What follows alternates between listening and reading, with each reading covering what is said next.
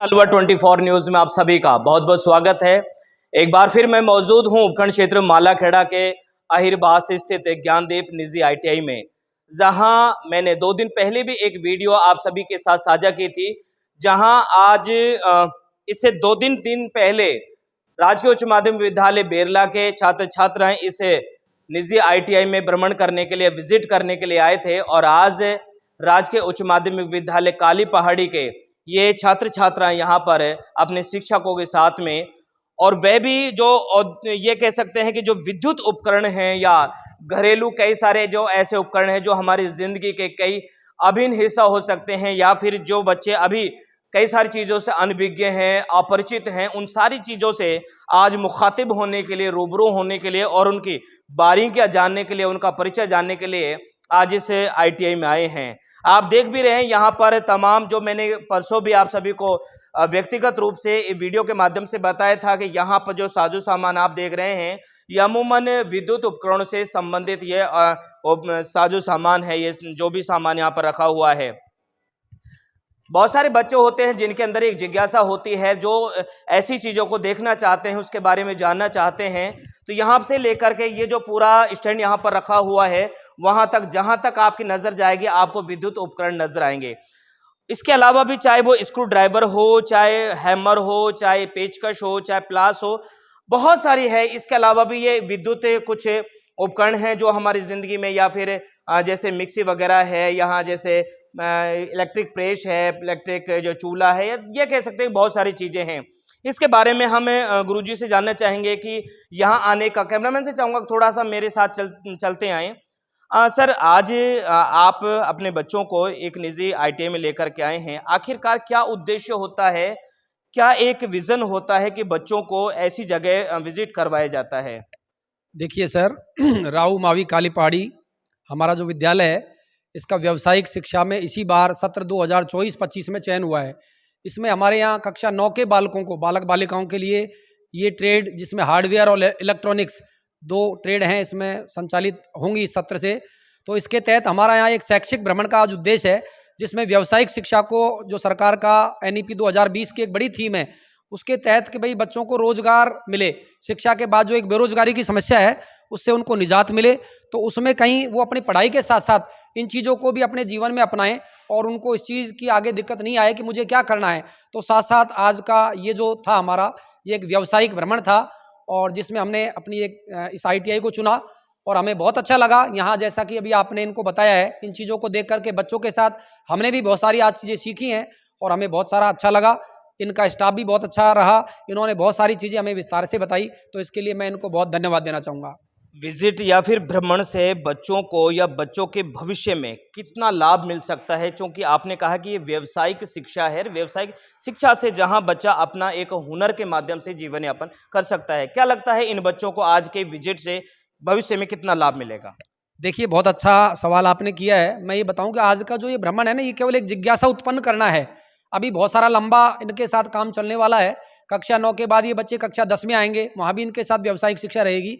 11 में आएंगे, 12 में आएंगे और 12 में आते जाते जब 4 साल ये चीज़ें सीखेंगे तो इनको एक स्पष्टता हो जाएगी कि मुझे किस फील्ड में क्या काम करना है। तो एक तो ये फायदा होगा। आज के भ्रमण का जो उद्देश्य है वो तो केवल एक जिज्ञासा जगाना है और इनको एक सामान्य परिचय कराना है और इनको ये भी दिखाना है कि सामान्य सी चीज़ें हमारे यहाँ आसपास भी चलती हैं। हमारे रोज़मर्रा के काम में बहुत सारी चीज़ें आती हैं। हम किसी भी एक मैकेनिक को सामान्य से बुलाते हैं, वो 400-500 रुपये लेता है, जबकि एक बारीकियाँ यदि हमारा विद्यार्थी जानता है छोटी सी चीज़ को, तो वो बचा सकता है।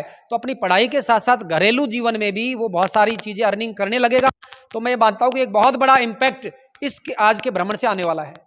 एक छोटा सा एक संदेश आपके माध्यम से, जो बच्चे विजिट नहीं कर पाए हैं या विजिट नहीं कर सकते हैं किन्हीं कारणवश से, तो उन बच्चों के लिए क्या मैसेज देना चाहेंगे आप? जी देखिए, आपने सवाल किया कि भाई ये बच्चे आगे इन्होंने देखा है, इसके बाद एक संदेश विद्यालय में जाएगा सर, कम्युनिटी में जाएगा और ये बच्चे जाकर के कहेंगे अपने माता पिता से भी, और जो बच्चे नहीं आए ना उनसे भी, उनके मन में भी एक निश्चित रूप से जिज्ञासा पैदा होगी। और वो भी क्या है कि इनका एक, चाहे इन्होंने चीज़ें देखी नहीं, लेकिन इस चीज़ का परिचय अपने भाई बहनों को, अपनी कम्युनिटी को, अपने माता पिता को ये करवाएंगे। तो मैं मानता हूँ कि एक बड़ी जो जन जागृति है, सरकार का एक जो थीम है कि व्यावसायिक शिक्षा की जानकारी हो, कम्युनिटी तक वो जो चीज़ जाए, तो वो एक पहुंच वहाँ पहुंचेगी। और जो बच्चे नहीं आ पाए हैं ना, उनके लिए भी ये बच्चे एक नया प्लेटफॉर्म तैयार करेंगे। जैसे 8वीं का बच्चा है, वो आगे 9वीं में आएगा तो वो आगे चीज़ें सीखेगा। तो मैं मानता हूँ कि जो नहीं आए ना, उनको भी ये चीज़ वहाँ पर सुलभ हो जाएगी और उसका भी एक परिचय चाहे इनडायरेक्ट वे में हो, बच्चों को होगा। आपका शुभ नाम और परिचय? मैं रमाकांत शर्मा हूँ और वरिष्ठ अध्यापक यहाँ कालीपाड़ी में हूँ, और अभी जो व्यावसायिक शिक्षा इसका प्रभारी के रूप में मैं वहाँ अभी मुझे डेप्यूट किया है। Thank you sir. ये थे मेरे साथ में रमाकांत जी, जो कि राजकीय उच्च माध्यमिक विद्यालय काली पहाड़ी के वरिष्ठ शिक्षक हैं। बेटा क्या नाम है आपका? मेरा नाम बेटा नाम क्या है? चंचल। चंचल। कौन सी कक्षा में पढ़ते हैं? 11th। 11th में। आज आपने ITI में यहाँ भ्रमण किया, कई सारी चीज़ों को देखा, कैसा लग रहा है? बहुत अच्छा लग रहा है हमको, बहुत सीखने को मिला है। अच्छा, एक सवाल और, जो मैं अमूमन जब भी किसी विद्यालय की छात्र छात्राओं से मैं मिलता हूं तो एक सहज और एक आसान सा एक सवाल पूछ लेता हूं, भविष्य में क्या बनने का मन है? यकीनन जो एक आपने एक सपना बुना है, चुना है कि मुझे बड़ा होकर के ये बनना है, क्या बनना चाहते हैं? Teacher, police? जी। IPS। बिल्कुल ये ठीक कहा, ये बच्चों की ख्वाहिश भी है और IPS को इन्होंने चुना है। जो एक पुलिस विभाग का एक बहुत बड़ा ओहदा होता है, और किसी ने कहा भी है कि लिटिल ड्रीम्स आर क्राइम, छोटे सपने देखना अपने आप में एक अपराध होता है। और भी अगले उस वर्कशॉप में बहुत सारे बच्चे हैं, हम उनसे भी बातचीत करेंगे, तो आप बने रहे इस वीडियो के साथ।